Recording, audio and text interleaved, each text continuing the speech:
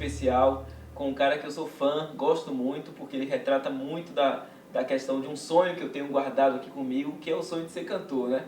Mas enfim, hoje eu estou com o Alexandre, né, o fonoaudiólogo conhecido como fonoaudiólogo das estrelas da música baiana.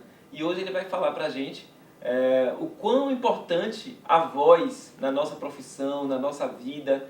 E é uma coisa que a gente esquece de cuidar, né? E a gente se cuida de tantas coisas do nosso corpo, cuida da mente, mas a gente esquece de cuidar da voz. E hoje ele vai estar aqui dando dicas pra gente, nós profissionais, de que forma que a gente pode trabalhar essa voz, de que forma que a gente pode potencializar a nossa carreira. Alexandre, seja muito bem-vindo. Olá, Tadeu. Futuro cantor, né? Futuro cantor, né? Assim Deus te ouça. É sonho, então vamos realizá-lo. Vamos lá. É importante. Eu sou um cara de muitos sonhos, né? Então, estar aqui nesse programa já é um grande sonho. Eu sempre sonhei em ser professor e hoje atuo como professor. E estar entrevistando você também já é um grande sonho, né? Então, saber que você já faz esse trabalho aí, um trabalho bem bacana com as estrelas. E por falar em estrela, quem são as pessoas que você já trabalhou e que você já vem atuando aí por muito tempo?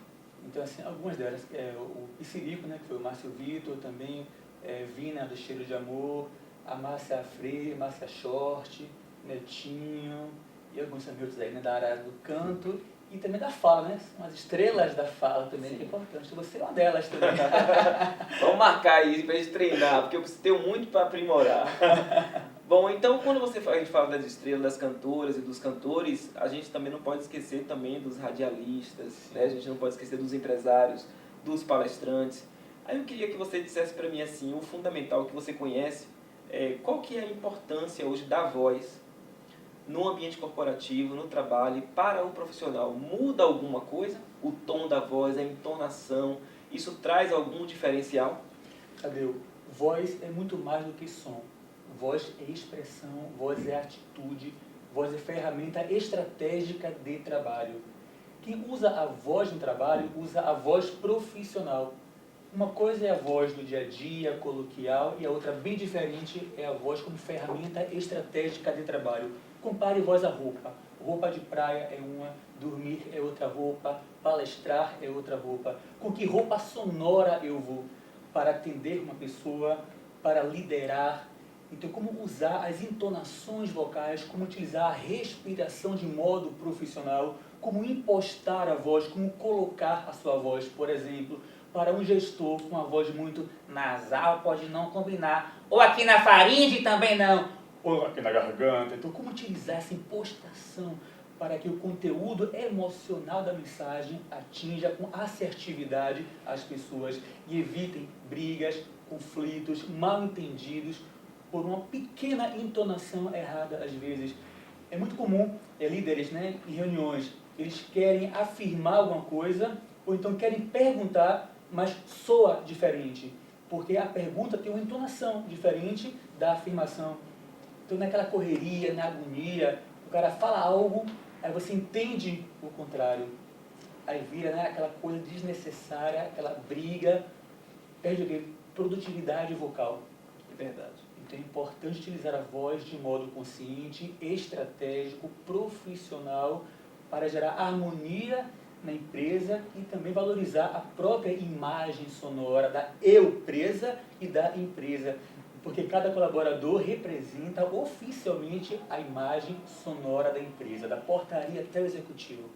E é interessante o que você falou, porque a voz, a entonação, quando se fala de liderança, ela também vem acompanhada de um gesto, né? Então, quando você quer mostrar uma entonação mais aguda, mais grave, não sei como você chama, sempre vem um tapa na mesa, sempre vem um gesto mais agressivo também acompanhado, né? Então, isso é desculpa. Voltar. Isto é instintivo. Isso vem do instinto da pessoa, ou isso realmente é uma afirmação, é algo para dizer assim, eu tenho poder, eu tenho a força? É o seguinte, o gesto, ele por si só, o corpóreo é mais primitivo. Na comunicação, eu tenho que ter consciência também da linguagem corporal, para evitar só como agressivo. Porque uma coisa é a comunicação assertiva, a outra é agressiva. Eu posso usar o gestual para reforçar a minha comunicação e não para querer sobrepor, gerar uma arrogância ou um soco nas pessoas, né? Porque é uma energia, na verdade. Quanto a voz é o soco sonoro. Exemplo, ei, oi, alô. Mas no alô, esse ataque vocal brusco gera um soco sonoro nas pessoas, ao invés de alô, oi, ei. Esse contato inicial, esse gesto vocal nesse caso, ou é um soco sonoro, ou você vai dar um abraço sonoro nas pessoas. Idem com corporal, de você bater muito forte, né? Ou porque está muito eufórico. Eu posso dar uma força, vejo no olhar, um gesto bem marcado, e não você de maneira primitiva, instintiva, sem ter consciência dos recursos corporais e vocais. Na comunicação, Tadeu, no presencial, o poder da palavra, do impacto final, chega a ser mais ou menos 7%. O poder da voz é 38%. E do corporal, do visual como um todo, 55%. Ou seja, na comunicação presencial, 93%, quem vai direcionar os sentidos da comunicação é corpo e voz.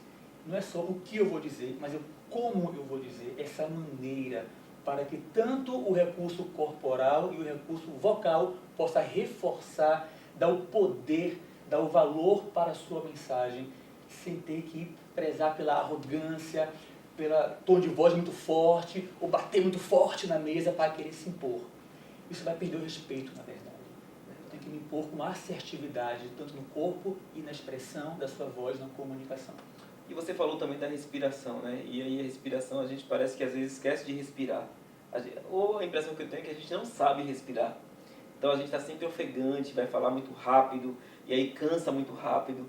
E a gente aqui nos bastidores estava brincando, que eu estava cantando, fazer uma brincadeira com a cantora Márcia Freire, e aí cantei um pedacinho de uma estrofe, rapaz, parecia que eu ia morrer, tipo, que faltou ar. Então eu fico imaginando essas pessoas cantando e falando horas sem parar, né? O quanto a respiração é importante. E como é que respira desse jeito, Alexandre? Me fala, como é que você está cantando e como é que você está palestrando 1 hora, 2 horas? Como é que você controla isso? Vou falar um palavrão aqui agora. Uma coisa é a pessoa ter incoordenação pneumofonoarticulatória, esse é palavrão, esse trava-língua aqui, e a outra é ter a coordenação pneumofonoarticulatória. Então, o cantor, ou quem fala muito, os atletas da voz, é importante aprender a respirar de modo profissional. Exemplo, se eu ficar aqui assim, para poder falar, essa respiração mais superior, o que acontece? Pode sair tensa a minha voz e eu começar a falar, perder o fôlego e fazer isso, ou até embolar, aí fica incoordenado, como eu falei anteriormente. Essa incoordenação pneumofonoarticulatória. Eu tenho que aprender a respirar de modo mais inferior, pelo diafragma e ou pelas costelas, que é intercostal nesse caso. Eu respiro aqui embaixo, aí eu falo, canto, vou tendo coordenação do fluxo do ar com a fonação, com a articulação. Eu posso manter equilíbrio, controle, segurança na fala, mesmo às vezes a mente estando nervosa, ansiosa, mas eu, pela minha respiração de modo profissional, eu consigo controlar, gerenciar a minha fala de maneira consciente, com a respiração profissional também consciente. Você falou respirando aqui embaixo. Isso.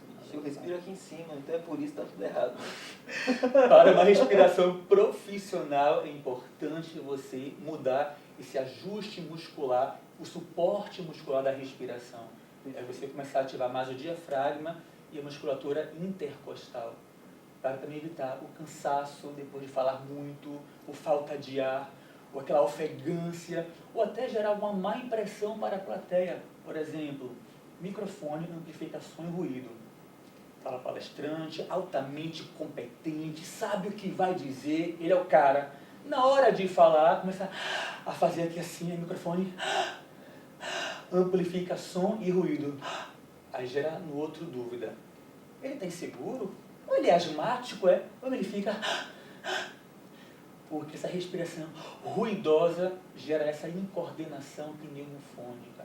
Então, um profissional que quer falar em público e quer demonstrar controle e equilíbrio, é fundamental que ele aprenda a respirar de modo profissional. Tanto no modo, que é o modo que você inspira para não ficar ruidoso, fica mais silencioso, e também o tipo, evitar o superior e respirar de modo mais inferior. E a partir daí você vai conseguir dominar, controlar a sua fala da melhor maneira possível. É usar a roupa sonora que de fato lhe apresente e lhe represente na sua comunicação. Imagine uma pessoa que é um porta-voz de uma empresa, que vai falar na mídia, né, que está em crise, às vezes, a empresa, e vai falar, por exemplo, fiquem calmo, está tudo sob controle. Aí você vê, claro que não está nada sob controle. Olhe a postura de respiração, a postura de voz que ele usou para poder falar.